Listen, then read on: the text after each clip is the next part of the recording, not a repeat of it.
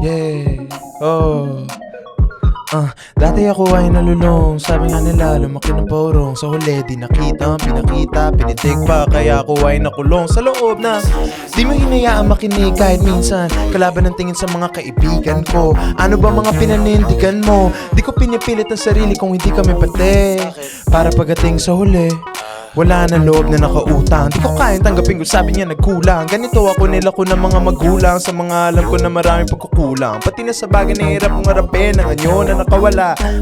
Alalahanin mo maraming bagay na sa isip ko. Isip ko hindi lumalayo. Ang todo sa panaginip mo. Ano totoo? Sana nga napunta, nagpakagat na lang sa mga maraming linta. Huwag mo nang ibaling sa akin na bintang. Kahit ano yan para sa akin wala lang. Martilyo, chilyo, prinsipyo, alak, droga at presinto. Hikaw ng machong gupito, lagi nang nakaalisto. Pero sa gabi naman di mapakali. Siguro nga mas mabuti may katabi. Pero bakit ang taong pinagsasabi sa akin parang lagi naman ako nagkakamali? Pakiramdam ko'y pakiramdam niya. Umikot ang mundo sa paanan niya.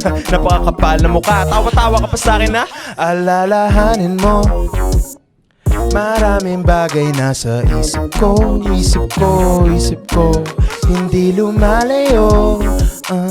Ang todo sa panaginip mo. Anong totoo? Alalahanin mo maraming bagay na sa isip ko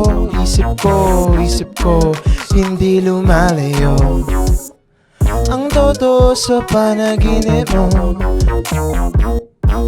Binibib na kita, dami ng babala. Ang akala ko lang, kilala na kita. Pero hindi pala.